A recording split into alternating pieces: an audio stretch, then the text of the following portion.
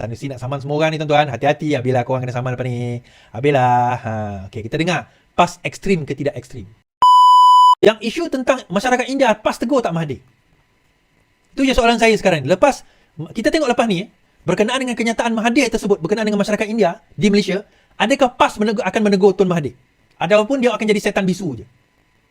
Tuan-tuan, kita tahu image PAS tu bagaimana setelah perginya Tuan Guru Nik Abdul Aziz. Ini kali kedua dia dah bagi warning. Soalannya, macam mana dia nak kata dia nak saman kalau kes itu masih dalam siasatan? Kita tak boleh buktikan benar atau tak benar sehinggalah habis siasatan. Baik. Nah, apa yang kita dah ulas sehingga dia rasa terciduk sedemikian, tuan-tuan? Yang kita ulas adalah berkenaan dengan kenyataan dia sendiri. Kenyataan dia sendiri yang dilihat berbelit-belit berkenaan dengan isu 6 juta ni, tuan-tuan. Assalamualaikum warahmatullahi wabarakatuh. Alhamdulillah geng, kita bersama lagi. Aku nak abang pergi apa? Sumpah, aku pening gila dengan Sanusi ni. Aku pening di setiap kenyataan-kenyataan yang dikeluarkan oleh Sanusi, bermula kantornya terhebohnya soal rasuah 6 juta ringgit KFA. Mula-mula dia kata duit itu diberikan untuk sambung konsensi. Dia kata bagilah 80 bilion pun aku takkan sambung konsensi. Dan duit tu diterima melalui cek dan duit tu masuk ke dalam akaun. Dan kenyataan yang kedua, dia kata duit itu duit derma. Duit derma pula. Kan? Sebab orang bagi dekat KFA untuk nak bantu KFA ni untuk nak kembangkan lagi. Kan? Dan dia kata duit yang masuk ke dalam KFA ni guna untuk bayar hutang. Guna untuk bayar hutang. Dan selepas tu pula tiba-tiba dia kata duit tu duk ada di dalam akaun. Lepas tu yang ketiga yang dikeluarkan oleh pemberita kata disebabkan syarikat ni dia nak beli saham KFA, kan? Dia nak beli saham macam KFA, sebab itulah dia masukkan 6 juta ringgit. Aku akan bawa dengan hampa bersama-sama dengan Iswadi. Iswadi membincangkan, dia pun pening dengan kenyataan-kenyataan Sanusi ni. Sebab apa? SPRM tiba-tiba panggil dia. Kan? Tiba-tiba panggil dia. Sedangkan mula-mula SPRM tahan 4 orang yang berkaitan KFA ni, soal rasuah 6 juta ringgit ni. Lepas tu dia ada buat sidang media bersama dengan wartawan dan dia pula kata, tiba-tiba dia kata duit tu memang diterima sebab dia nak sambung konsensi apa semua. Lepas tu dia cakap dia tak mau, tapi duit tu dah masuk ke dalam akaun. Dia dah mengkantorkan diri dia. Sebab tu SPRM panggil dia untuk beri keterangan. Lepas dia bagi keterangan, dia tak berhenti dekat wartawan, dekat luar daripada pejabat SPRM. Bila esok dia dah sampai Kedah, barulah dia buat sidang media. Lepas tu dia kata, oh 5 juta lebih je, 5 juta lebih je. Pula dah asal 6 juta jadi 5 juta. Asal kata untuk nak dapat projek, untuk nak sambung konsesi, tiba-tiba dia kata derma pula untuk nak bayar hutang. Duit tu ada tapi bayar hutang macam mana tu? Dan laporan yang dibuat oleh kontraktor. Kontraktor tu dia buat laporan SPRM disebabkan ada janji. Ada janji kalau bagi derma, kalau bagi dana 6 juta ringgit kepada KFA, dia akan menjanjikan projek. Dia bagi duit tu waktu tahun 2020 dan tunggu, dan umumlah projek Lita yang kan, Lita Lumba lah apa semua, dan Lita Lumba pun tergendala. Kalau hampa ingat Sanusi ada berucap, dia kata SPRM dah pergi serang pula dah kontraktor yang buat Lita Lumba. Sedangkan itu kontraktor yang samalah nak abang pergi kat hampa. Dan apa nak kata ni, apa yang aku nak sampaikan, dan aku akan berkongsi bersama hampa dengan Iswadi Moni yang mengkantorkan diri dia, yang mengkantorkan yang memutak belik soal rasuah 6 juta ringgit KFA ni, kan, kelab bola sepak Kedah ni, yang mengkantorkan, yang memusing, yang putar beliknya adalah Sanusi. Kan? Kalau hampa dapat baca, hampa dapat faham daripada A sampai Z, kalau hampa dapat perhatikan, hampa boleh pergi dengar setiap ucapan-ucapan dia, dan juga ada orang duk petik, ambil part-part penting apa semua ucapan Sanusi ni. Sebenar-benarnya dia tengah putar belik. Sebenar-benarnya Sanusi ni sedang putar belik. Kan? Lepas tu pula, tiba-tiba pula katanya disebabkan kontraktor yang bagi duit kepada KFA tu sebab ada orang menjanjikan. Ada individu yang menjanjikan bagi duit akan dapat projek. Lepas tu pula tiba-tiba Sanusi kata itu sumbangan. Lepas tu kata oh ini duit, itu ini duit. Macam-macam. Memang pening punya Sanusi ni. Tak apa. Dan untuk tajuk yang kedua Iswadi dia akan bawa dia akan bawa soal PAS ekstrim ni dulu. PAS ni pada aku apa yang aku pun pernah duduk di dalam PAS. Aku pun pernah berkempen duk ikut program-program PAS apa waktu aku baru habis sekolah apa semua sebelum ni kan. Dan aku boleh tengok apa setiap ucapan-ucapan depa. Waktu tu mula-mula aku follow waktu tu bersama dengan Pakatan Rakyat dia hentam UMNO kau-kaunya. Dia hentam India, China yang bersama dengan UMNO kan. Lepas tu yang MCA, MIC itulah. Lepas tu dia hentam apa semua. Okay. Lepas tu bila Pakatan Rakyat berpecah bersama PAS Solo, Allahu Akbar. Semua dia hentam, semua dia balut sehingga kan pemikiran kita tengok orang Cina, orang India kita rasa benci dekat dia. Sebab apa? Ekstrim dia tu. Dengan menggundang kata-kata yang memang kesat gila-gilanya, membodohkan orang, memunafikkan orang, macam-macam yang dibuat oleh PAS. Dan pemikiran pimpinan-pimpinan PAS pun mengarut gila-gilanya. Sebab tu kita boleh tengok perangai Sanusi sama sebiji. Memang betul-betul ekstrim. Disebabkan China, India, Iban Kadazan duk tak undi dia. Tu yang dia jadi pemikiran. Dia macam dia jadi teruk sangat lah. Teruk sangat, ekstrim sangat lah. Tak apa, jom sama-sama kita dengar hujahan dan juga ulasan dan juga pembandingan dan juga perkongsian Iswadi Moni soal Sanusi ni. Iswadi dia baca, dia tunjuk kepada kita berita satu persatu dan dia berfikir dengan otak dia. Dan aku pun pening dengan kenyataan yang dikeluarkan oleh Sanusi. Dia sedang dia tak jumpa jalan akhir. Dah last, tersadung kat SPRM. Tak apa, jom sama-sama kita dengar apa yang diperkatakan oleh Iswadi Moni. Baik, kita cerita PAS dan juga tentang isu Sanusi. Sanusi nak saman semua orang ni tuan-tuan. Hati-hati bila korang kena saman lepas ni. Okay, kita dengar PAS ekstrim ke tidak ekstrim.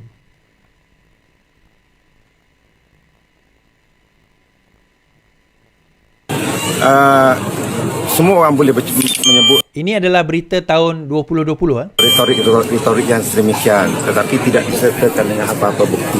Saya rasa ini bertentangan dengan konsep demokrasi. Sebuah parti PAS ini parti yang berdaftar dan sah dalam perlembagaan Malaysia dan tidak pernah disabitkan dengan mana-mana kesalahan ekstrim dan sebagainya. Soal orang lain yang memberi pandangan yang sedemikian itu saya rasa itu adalah lumrah yang berlaku setiap kali pilihan raya, tapi tidak pernah dapat dibuktikan dalam mana-mana mahkamah yang buat pengadilan. Jadi saya rasa itu adalah sebahagian bahagian daripada retorik pilihan raya yang okey. Dikatakan bahawa PAS ekstrim. So dia tak tahun 2020. Okey. Dia tak apa orang kata? Samsuri kata PAS tidak ekstrim. Kemudian dia bangkitkan balik baru-baru ini. Kemudian diulas oleh Profesor Aziz Bari. Pemimpin DIP Aziz Bari menasihati rakyat Malaysia supaya tidak terpengaruh dengan watak sederhana naib Presiden PAS Ahmad Samsuri Motai yang mendakwa parti itu relevan untuk semua kaum. Adun Terpentinggi itu memberitahu Malaysia kini dia percaya PAS cuba mengetengahkan Ahmad Samsuri untuk memperbaiki imej rosaknya imej PAS pelampau di bawah kepimpinan Presiden yang sekarang Abdul Hadi Awang. Dia tidak tahu bagaimana pemimpin PAS sebelum ini berurusan dengan lanskap Malaysia. Hadi amat memalukan jika dibanding dengan pemimpin termuka PAS suatu ketika dahulu yang amat memahami kepelbagaian budaya Malaysia. Sebaliknya, Hadi memilih pendekatan ekstrim dan perkauman, malah cuba menyalahkan orang bukan Islam kerana rasuah. Di bawah Hadi, wajah sebenar PAS ialah menggunakan agama untuk kepentingan politik. Samsuri nampaknya tidak menyedari hakikat ini dan dia adalah anak emas Hadi. Semalam, Ahmad Samsuri juga Menteri Besar Terengganu berkata PAS bukan parti ekstrim seperti Taliban atau parti kampung. Sebaliknya katanya parti Islam itu memahami struktur masyarakat yang merangkumi berbagai kaum dan agama. Aziz berkata PAS hanya berbasi-basi mengenai masyarakat Malaysia yang bilang kaum, tetapi parti itu tidak punya idea jelas dan agenda hanya tertumpu kepada satu kumpulan. Pendek kata, PAS pada masa ini telah menjadi pertubuhan perkauman dan berhaluan kanan sama seperti UMNO selepas ia bernasib buruk pada pilihan raya umum 2008. PAS hari ini adalah oportunis dan sanggup menikam rakan dari belakang untuk kepentingan politiknya sendiri. Dan kita lihat bagaimana PAS sanggup menjadi orang suruhan UMNO untuk menghancurkan Pakatan Rakyat pada tahun 2015 katanya. Perpecahan PAS dengan Pakatan Rakyat berlaku setelah kematian bekas Mursyidul Am Nik Abdul Aziz apabila Hadi dan penyokongnya menguasai parti itu. Ia juga membawa kepada perpecahan apabila sekumpulan pimpinan profesional meninggalkan parti itu dan menubuhkan amanah di bawah pimpinan Muhammad Sabu. Apabila PAS menyertai BN pada Persilihan Raya Umum 1969, kestabilan negara adalah yang utama. Hadi tidak sehaluan dengan visi pemimpin PAS ketika itu Asri Muda. Dia juga berbeza dengan Nik Aziz yang zuhud dan sederhana. Dia juga tidak standing dengan seorang lagi bekas Presiden PAS, Fazil Noh, yang pernah menjadi ketua pembangkang pada tahun 1999. Disiplin dan kehadirannya di Parlimen menjadi contoh teladan. Tidak seperti Hadi yang ponteng sidang Parlimen sesuka hati. Satu-satunya kekuatan Hadi ialah keupayaan manipulasi agama agar sesuai dengan cita-cita politik sempitnya.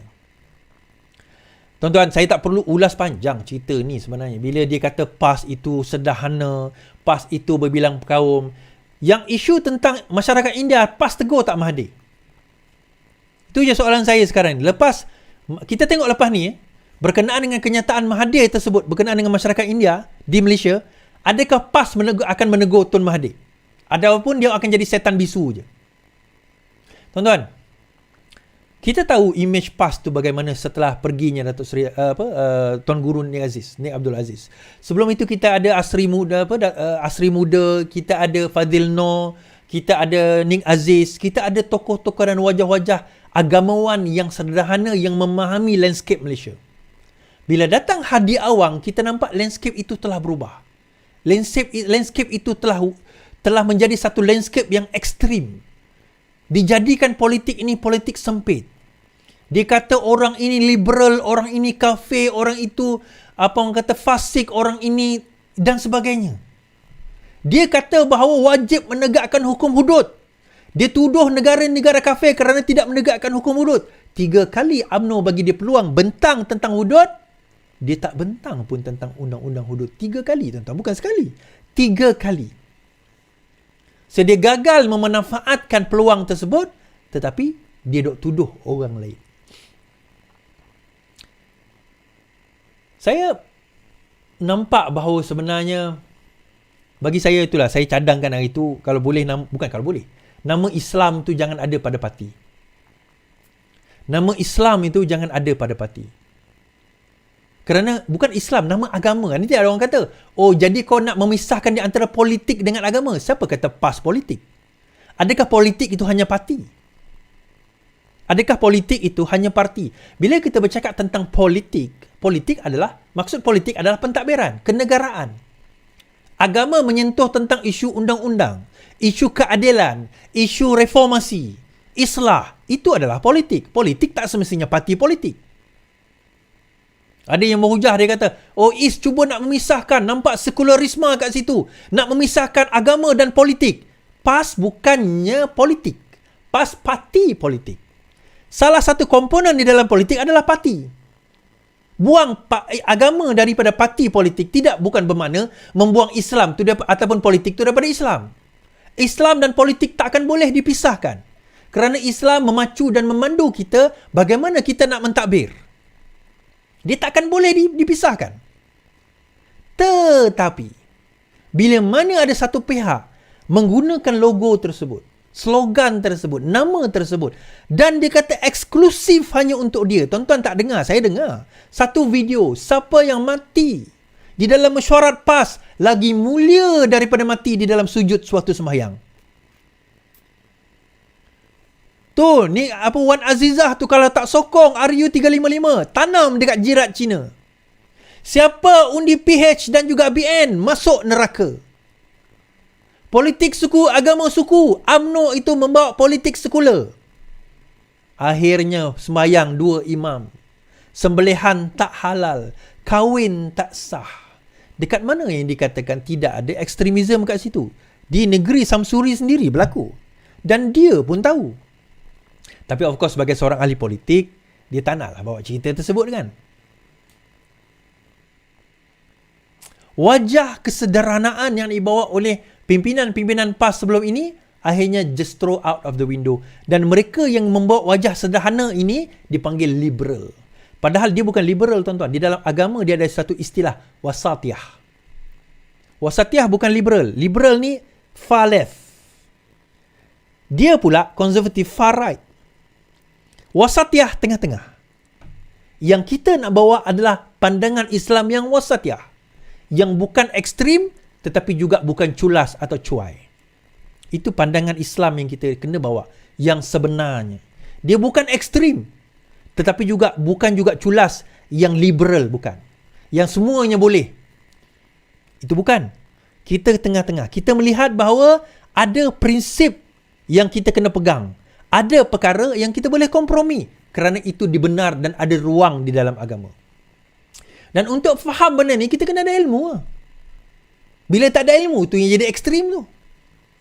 Itu yang mula jadi ekstrim. Faham? Jadi kita berdoa lah. Supaya Menteri KDN dengar apa yang saya sarankan ini. Kali kedua dah saya cakap ni. Okay. Last kali. Berkenaan dengan Sanusi. Dia nak saman ni tuan-tuan. Tuan-tuan ni nanti. Habislah tuan-tuan kena saman. Saya tak. Dakwaan rasuah di KFA. Sila tunggu surat saman, kata Sanusi. Menteri Besar Kedah Muhammad Sanusi memberitahu pihaknya akan menghantar surat saman terhadap pihak-pihak tertentu yang didakwa cuba mencemarkan Persatuan Bola Sepak Kedah. Dalam kenyataan dikeluarkan malam tadi, Sanusi berkata pihak terbabit yang tidak dinamakan secara jelas mempunyai motif politik apabila menularkan tuduhan serta siasatan pihak berkuasa terhadap KFA. Langkah pihak terbabit, dakwa Sanusi adalah demi mencapai tujuan politik yang mahu memburukkan KFA serta kerajaan Kedah. Pihak-pihak bersungguh-sungguh cuba menggambarkan berlaku rasuah 6 juta dalam KFA dan mengaitkan tuduhan rasuah itu dengan individu tertentu, terutama presiden dan kaki tangan. Sila tunggu surat saman, katanya. Untuk rekod, Sanusi merupakan presiden KFA. Dia dipanggil memberi keterangan kepada Suruhanjaya Pilihan Raya semalam. SPRM soal siasat MB Kedah 3 jam isu rasuah KFA. Menteri Besar Kedah hari ini berdepan siasatan selama 3 jam di pejabat SPRM. Sanusi dilihat meninggalkan ibu pejabat pada 11.37 setelah tiba pada 8.30 pagi, namun gagal ditemui media di luar premis. Bernama memetik, mengarah kanan, Isyamuddin berkata, SPRM mengambil keterangan pemimpin PAS itu. Selasa lalu, SPRM mengesahkan akan memanggil Sanusi bagi penjelasan hubung dakwaan rasuah lebih 6 juta ringgit. Baik. Sanusi kata, kan, dia akan saman sesiapa yang kata KFA itu rasuah. Tuan-tuan, macam mana dia nak saman kalau kes itu sedang berlangsung? So, dia kata dia akan saman kalau sekiranya dikaitkan dengan presiden atau kaki tangannya. Ini kali kedua, dia dah bagi warning. Soalannya, macam mana dia nak kata dia nak saman kalau kes itu masih dalam siasatan? Kita tak boleh buktikan benar atau tak benar sehinggalah habis siasatan. Baik. Nah, apa yang kita dah ulas sehingga dia rasa terciduk sedemikian, tuan-tuan? Yang kita ulas adalah berkenaan dengan kenyataan dia sendiri. Kenyataan dia sendiri yang dilihat berbelit-belit berkenaan dengan isu 6 juta ni, tuan-tuan. Sekejap dia kata 6 juta. Sekejap dia kata 5 juta. Sekejap dia kata duit itu dah bagi balik. Sekejap dia kata duit itu dia bagi balik sebahagian. Sekejap dia kata kalau dia bagi balik, kenapa dia kata bagi balik sebahagian? So, dekat mana cerita yang sebenar? So, kita mengulas berdasarkan dia punya ulasan.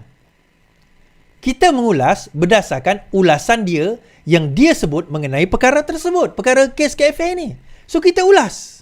So, is that a fair comment? It's a fair comment. Adakah kita menuduh Sanusi rasuah? Tak. Kita tak menuduh Sanusi rasuah. Tetapi kalau kita kata pegawai tertinggi, siapa? Siapa yang dikatakan sebagai pegawai tertinggi? Itu persoalan yang kita kena bincang dan kita kena bahaskan. Yang kita nak kena tahu. So, siapa yang lebih mengetahui? Siasatan akan dilaksanakan, akan dijalankan. Jadi, tuan-tuan, dia kata tak ada unsur rasuah pun berlaku. Okey. Kenapa dia buat conclusion? Mengatakan tidak ada unsur rasuah. Kalau betul tidak ada unsur rasuah, biarlah SPRM yang mengatakan tidak ada unsur rasuah. Kenapa tiba-tiba dia yang mengatakan bahawa tidak ada unsur rasuah? Unsur rasuah itu tidak ada. Pelik kan? Saya nak baca kenyataan beliau. Rasuah KFA, rundingan gagal kerana syarikat bermasalah. Masalah pula. KFA memaklumkan isu dana yang mencetuskan dakwaan rasuah berpunca daripada masalah yang dihadapi oleh sebuah syarikat yang berminat memiliki saham Darul Aman Football Club. Sdn Bhd di AFC. Presidennya Sanusi berkata pada awalnya sesuai dengan dasar KFA mereka bersedia berunding dengan syarikat terbabit. Hasil daripada rundingan itu syarikat berkenaan bersetuju memberi pinjaman 5 juta kepada KFA. Okey. Kalau dia saham, kenapa dia bagi pinjam?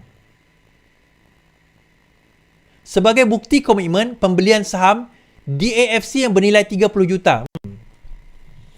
Dia kata dia jual saham. Dia berminat memiliki saham. Tetapi dia kata kat sini, dia setuju bagi pinjaman. So, adakah itu pinjaman? Atau adakah itu duit 5 juta pembelian saham?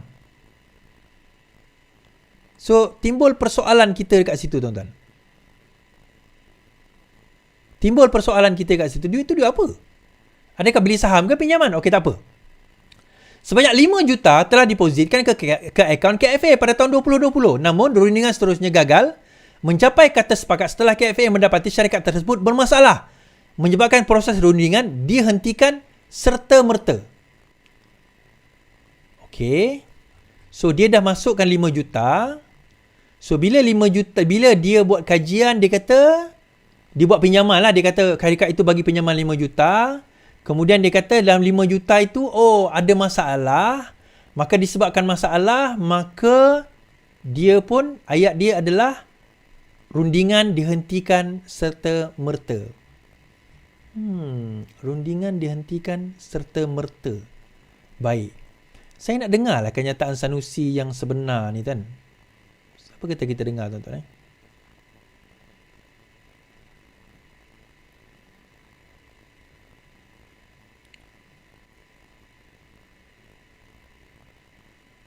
Okay. Derma di situ nak melibatkan company besar-besar, lobi untuk dapat sambung konsesi rawatan air. Saya betul sikit. Kita lihat mula. Okay, ini kenyataan pertama beliau. Melibatkan company besar-besar, lobi untuk dapat sambung konsesi rawatan air. Derma di situ nak suruh kita sambung dia. Dia kata konsesi ni kita tak sambung, kita nak buat sendiri. Derma lah 80 bilion pun tak sambung. Itu dia minta balik duit tu. Itu cerita dia. Masuk akaun KFA. Dia sedari. Lah tak sedar apa dia bagi cek.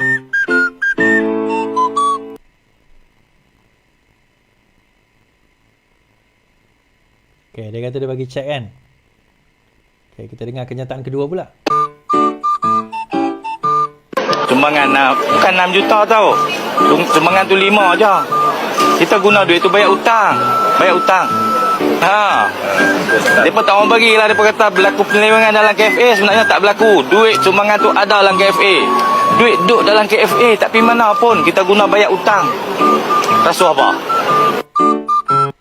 Okay.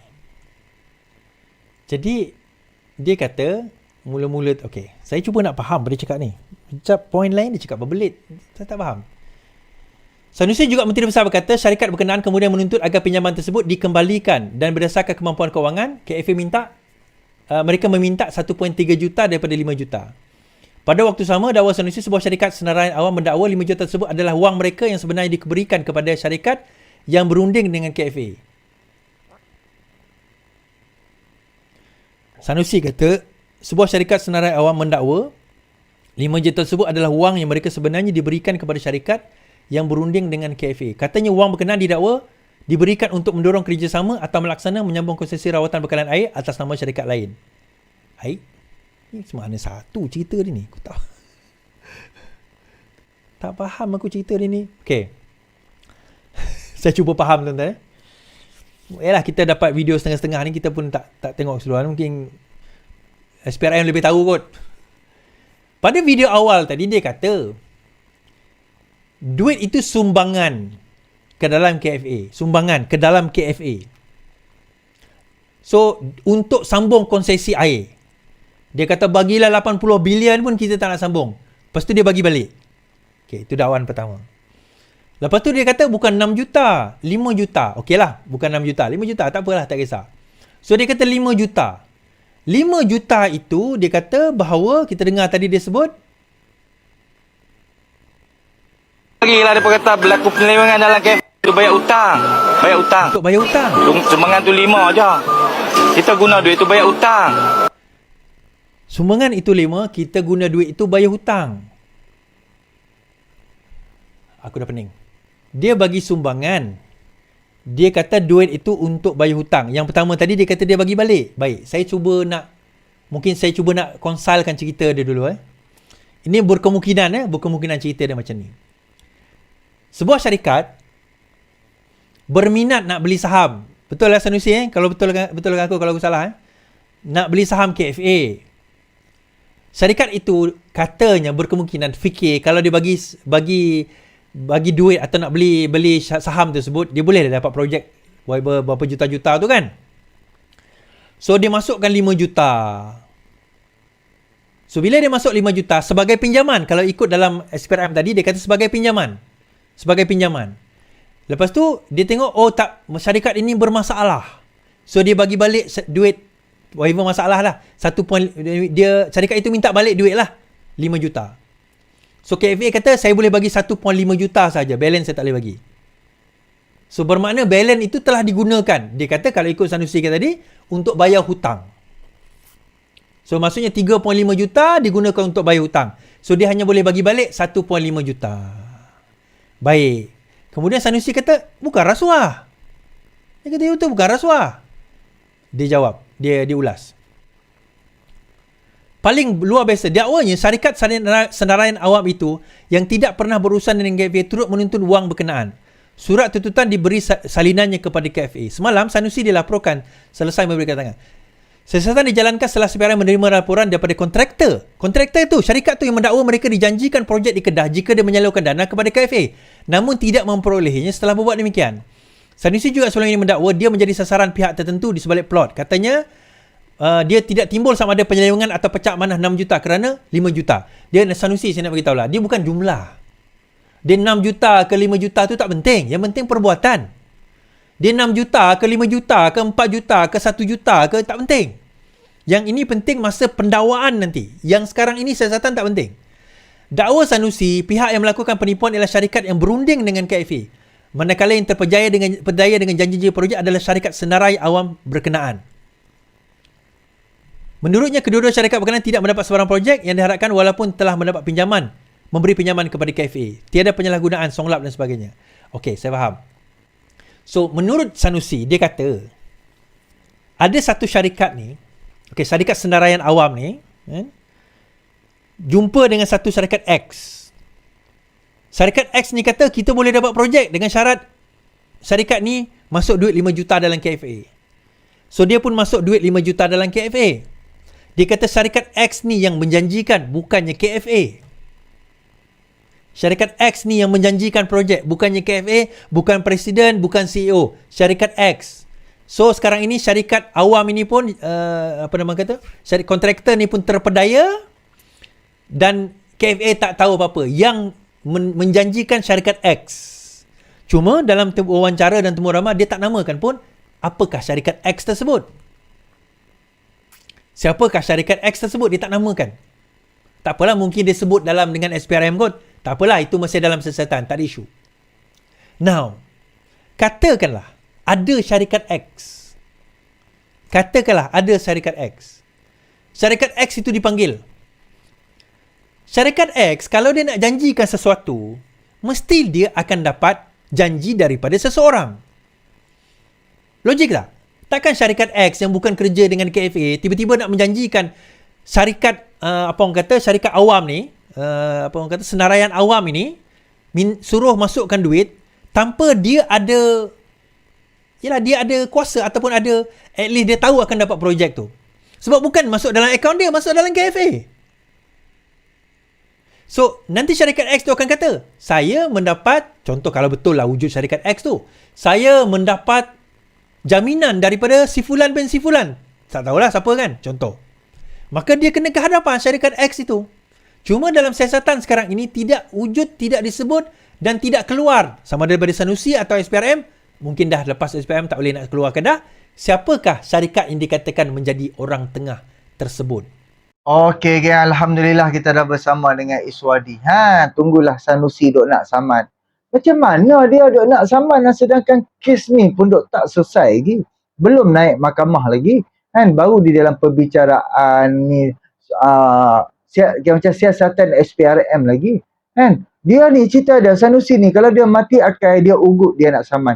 Kalau dia dah macam tergugat, ni kali kedua dia keluarkan kenyataan, kami akan saman. Dia lagi duk tak padam posting-posting ke video-video ke, dia akan saman. Tu je. Sembang bukan main lagi, pumpang, dia hantam orang, dia maki orang, dia balun orang, dia aibkan orang, tak ada masalah. Tapi kalau orang hantam dia, dia koyak gila-gilanya. Hakikatnya rakyat tak bodoh nak abang pi kat Sanusi kat pentasuk pas. Rakyat reti berfikir. Rakyat nampak. Rakyat sekarang ni boleh menilai di setiap kenyataan, ucapan-ucapan, jawapan-jawapan yang diberikan oleh Sanusi sendiri. Mula-mula hang jawab macam ni. Keesokan lepas hang dipanggil oleh SPRM, hang jawab macam ni. Lusa pula bila ada disoal jawab lagi, jawapan hang macam lain, macam ni. Sekian. Pening. Apa yang sebenar-benarnya yang hang nak sampaikan? Dan laporan, orang yang buat laporan SPRM tu pula tak ada mengena dengan kerajaan, tak ada mengena dengan kerajaan. Dia adalah kontraktor. Why? Mengapa dia boleh pergi buat laporan SPRM? Sebab apa dia boleh pergi buat laporan SPRM? Sebab dia mengharapkan apa yang dijanjikan oleh budak-budak hang. Budak-budak hang menjanjikan kepada kontraktor yang mengakibatkan kontraktor tu bagi duit kepada KFA. Janganlah memperbodohkan rakyat. Janganlah memperbodohkan orang-orang yang duk dengar soal jawab hang. Kami tahu kalau untuk orang-orang pentaksub hang tu, hang jawab pusing spin corner macam mana pun, tetap orang akan bersama dengan hang. Tapi orang macam kami, hang tak boleh memperbodohkan. Kami hari-hari kami baca berita, kami dengar jawapan-jawapan hang, kami dengar soal-soal jawab hang, dan kami baca berita-berita apa yang di beberapa tempat bila ada orang tanya, wartawan tanya, wartawan balik, wartawan tulis taib kat dalam website Malaysia Kini lah, ataupun macam-macam media-media. So kita boleh menilai. Janganlah mudah memperbodohkan orang. Bila anda mati akal, keluarkan kenyataan, kami akan saman. Sebab apa? Sebab anda blur, anda mati akal. Apa lagi anda nak jawab? Apa lagi anda nak cakap? Macam ni perangai. Inilah perangai hudoh. Fight setiap pertuduhan ke apa, fight di mahkamah, bukan fight dengan rakyat. Bila kena dekat orang lain, hang duk hentam, hang duk kritik, hang duk aibkan, hang duk maki, hang duk fitnah, sedap pula. Main kena kat hang, bukan main koyak lagi, duk nak saman lah, apalah. Sebab tu orang kata, hang buat benda baik, Allah akan balas baik. Tapi apabila hang buat baik kat orang, hang buat benda buruk kat orang, Allah akan bagi balik dekat hang. Sekarang ni, hang sedang koyak. Sekarang ni jujur cakap, hang sendiri yang terciduk, wahai Sanusi. Puak-puak hang yang terciduk sebenarnya. Bermula daripada kes REE minta 4 juta ringgit. Lepas tu pula 1 juta dah diserahkan dekat parking Darul Aman. Dekat Wisma Darul Aman. Diserahkan 1 juta. Itu yang hak yang diserahkan kepada mahkamah. Sekarang ni dia duduk tengah kona. Lalah dia sendiri yang mengantuikan diri dia. Kami ni mengulas atas ulasan dia, atas penjelasan dia. Jangan duk kona lah Sanusi, janganlah duk memperbodohkan orang. Kami tak bodoh nak abang pergi dekat hang, wahai Sanusi. Kami perhatikan hari-hari, kami aktivis macam duk buat video, duk sampaikan kepada rakyat apa semua. Kami perhatikan, kami dengar. Faham tak? Janganlah mudah memperbodohkan orang. Malulah sikit Hang bawa imej Islam. Hang bawa wajah Islam. Hang bawa kononnya parti Islam. Tapi cara perbuatan percakapan hang tidak menunjukkan hang memperjuangkan Islam. Tidak menunjukkan ciri-ciri Islam langsung. Malah hampalah yang menjatuhkan, yang memalukan agama Islam. Bila dah koyak, bila dah mati akal, bila dah terciduk, mulalah duk keluarkan, duk nak saman. Itulah mentaliti puak-puak PAS ni. Amat memalukan. Jadi terima kasih banyak. Kita jumpa untuk video yang akan datang. Boleh tolong subscribe, like, komen dan share. Hantar gambar ampah hantar. Assalamualaikum.